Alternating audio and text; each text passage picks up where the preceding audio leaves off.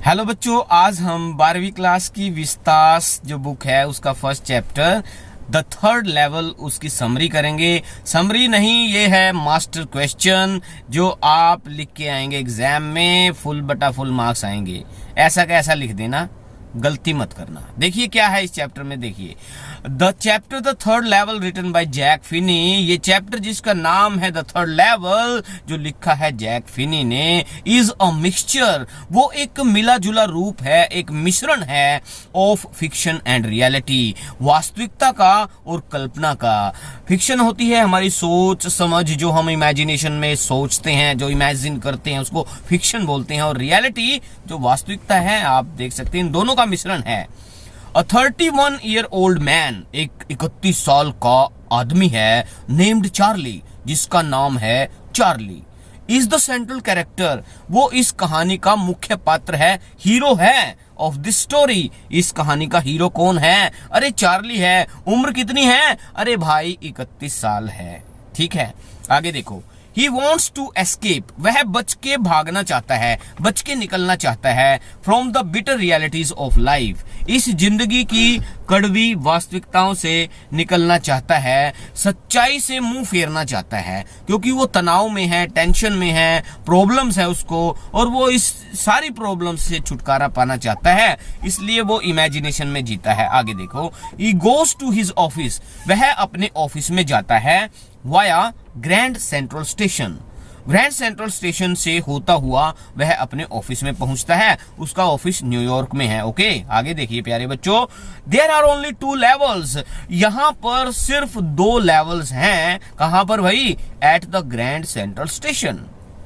जो grand central station है ना, उस पर सिर्फ 2 लेवल हैं इन रियलिटी, असलियत में, सच में वहां पर 2 लेवल हैं। बट लेकिन वन डे, एक दिन क्या होता है, चार्ली जो सेंट्रल कैरेक्टर है ना, Charlie discovers the third level, उसको तीसरा लेवल भी वहां पर मिल जाता है। एंड ही स्लिप्स, और वो चला जाता है कहां भाई? इनटू द पास्ट, प्राचीन काल में चला जाता है, भूतकाल में चला जाता है।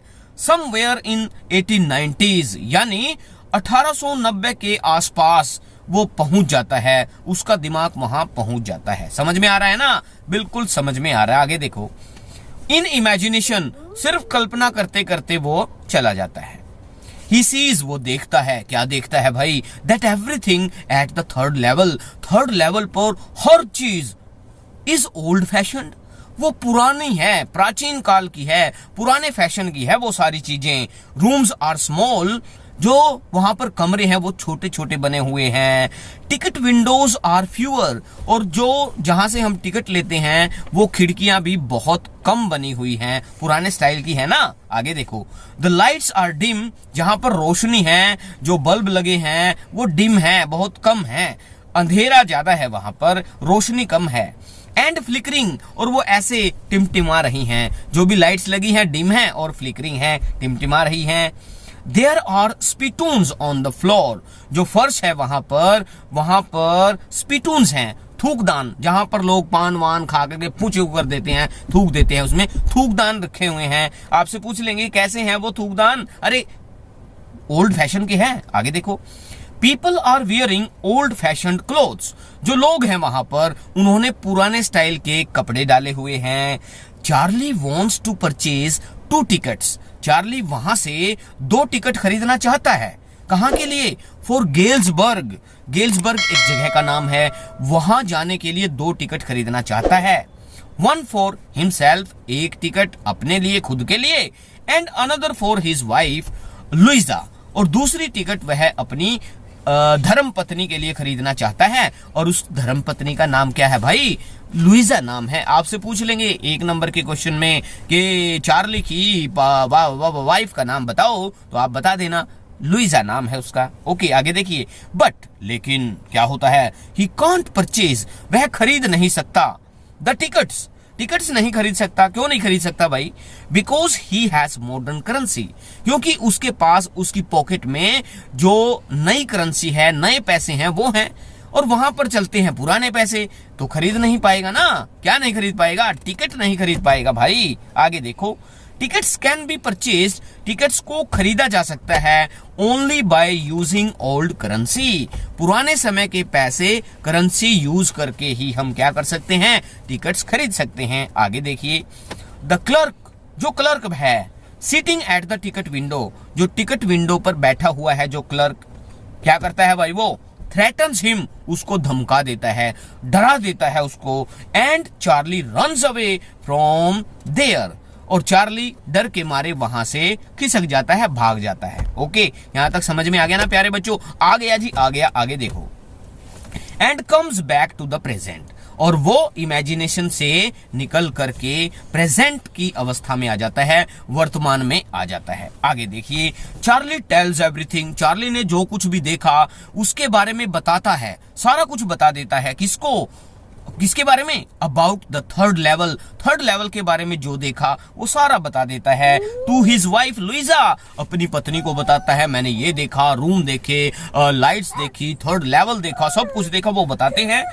ओके, वो बता देता है। आगे क्या होता है, एंड हिज साइकियाट्रिस्ट फ्रेंड, और अपने एक दोस्त को भी बता देता है जो कि साइकियाट्रिस्ट है, जो दिमाग का डॉक्टर है, मनोचिकित्सक है, जिसका नाम है सैम। एक नंबर का क्वेश्चन पूछ लेंगे भाई, अरे साइकियाट्रिस्ट का नाम बताओ भाई, आप बता देना, सैम था। ओके, आगे देखो, बट लेकिन बोथ ऑफ देम, दोनों यानी उसकी वाइफ और उसका दोस्त, दोनों ने डू नॉट ट्रस्ट हिम, उसकी बात पर यकीन ही नहीं किया भाई, कि थर्ड लेवल तो है ही नहीं, थर्ड लेवल कुछ है नहीं, जो इसने देखा वो कुछ नहीं है। वो सिर्फ ये मान लेते हैं कि ये तो बकवास कर रहा है, ये दिमाग सटक गया है इसका तो, और इमेजिनेशन में जीता है। आगे देखो, Charlie purchases old currency, Charlie पुराने पैसे खरीदता है, and wants to see the third level again, और दोबारा फिर से वो थर्ड लेवल को देखना चाहता है, वहां फिर से जाना चाहता है।